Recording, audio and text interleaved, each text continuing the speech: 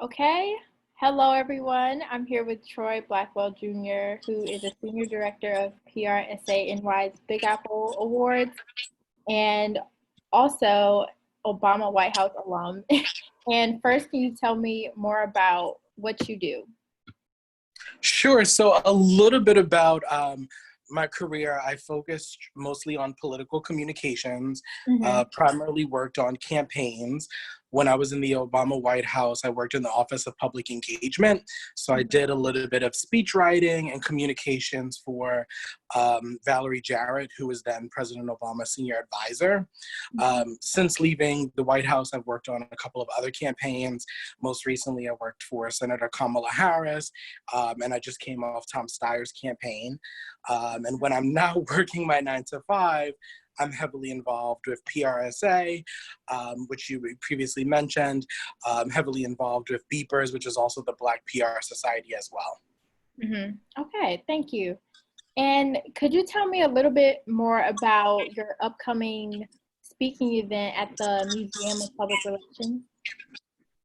Yes, so Shelley Spector, who is the founder of the Museum of Public Relations, last year she wanted to celebrate the 50th anniversary of Stonewall, which really helped LGBT people get their rights.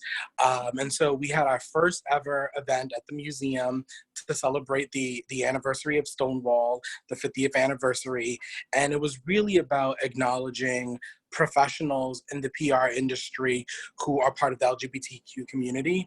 This previously hadn't been done before, so it was the first time it was done. We had an overwhelming amount of success. A lot of people showed up, a lot of people asked really good questions. People were interested in learning that perspective. So this year we're doing it a second time, but this year's the 50th anniversary of the Pride Parade, because the Pride Parade commemorates Stonewall itself. So unfortunately, because of COVID-19, we all have to be home. So the Yeah. celebration will be virtual, but we're going to talk about the last 50 years of Pride. We're going to talk about ways that agencies can be more inclusive when marketing or working on clients that do work in the LGBTQ space. And we're going to talk about things like the AIDS epidemic. We're going to talk about the recent SCOTUS when that ended workplace discrimination for LGBTQ people. So it's going to be really good. Okay, wow, that sounds really fun. And speaking of, what has your experience been like being in the professional world and also being a part of the Black community and the LGBTQ community? It's been an interesting experience in the sense that both communities are underrepresented in communications.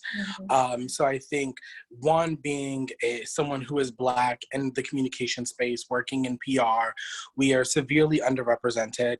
I know that we have a lot of good organizations like PRSA and BPRS who are trying to increase diversity and inclusion and doing a lot of work with agencies, but it's a field where we're underrepresented, but there's a need for us in the sense that a lot of clients are doing work that relates to the African American market or the Black diaspora.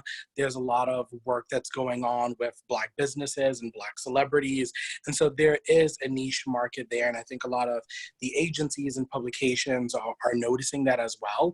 I think it also comes with a certain innate experience in terms of storytelling, being able to amplify our stories that we know.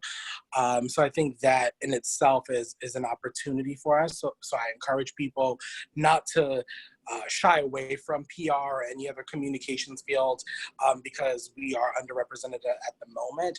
I think there's a lot of work being done by really great people to improve that. So I'm really happy to see that. And I also know that it's the same for LGBTQ people as well.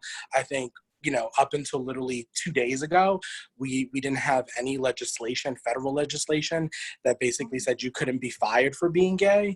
So now that in 2020, that's the first time we've ever had that. So a lot of people, particularly those who are in mid-level or senior management, many people for years never wanted to be known as openly gay out of fear that they could lose their jobs at their companies, especially when you're working on corporate communications or you have corporate clients. People were very skeptical and try to shy away from that. So I think we are kind of branching into a more inclusive environment in communications. And I think it's also coming a little bit out of PR. It's not just within PR, it's also in newsrooms, it's also with journalists. We're seeing it with like directors, we're even seeing it with the clients that we work on, because now we have more inclusive storytelling. You have really great people like Ava DuVernay, who is telling Black stories on Netflix. You have really good shows like Pose, which, you know, not only depict the lives of LGBTQ individuals, but particularly gay people of color. So I think there's a lot of great work that's being done. Mm-hmm. And because of your unique experience, what advice would you give to any young Black people like me who are going into the field of PR or any professional field? Yeah, I think the first thing that I would say is don't don't shy away from the industry again because of where the industry is right now. The industry is learning, the industry is growing. I think that there's a lot of improvements that are being made. So 5-10 years from now, the industry may be completely different from the way it is now. I think the second thing that I would say is that our stories matter, our careers matter, our dreams matter. And I think that we all have something unique to offer to the table. And I think a lot of the times when you come from a marginalized group or you're underrepresented, we sometimes kind of feel imposter syndrome, where we're kind of like, do I really belong here? Do I deserve this opportunity? And I always say to people, you do deserve that opportunity. You know, if you worked hard for it, you put in the work, you've done what you're supposed to, that opportunity is yours. And the very thing that you might think, you know, might be your downfall could actually be the thing that uplifts you, right? Like a lot of people may shy away from the idea that particularly people of color, especially Black people, are underrepresented, that they feel like, can I really grow in this industry? What are the opportunities for me? But I think also sometimes being different, offering a unique perspective, being able to tell stories that are different from everyone else in the bunch, that unique perspective can actually make you stand out, and it can make people more interested in you. And you'll be surprised how far that can take you, because again, you have your own stories and your own experience, and that matters. And there are some really great people who do want to hear those stories and help amplify that work. Mm-hmm.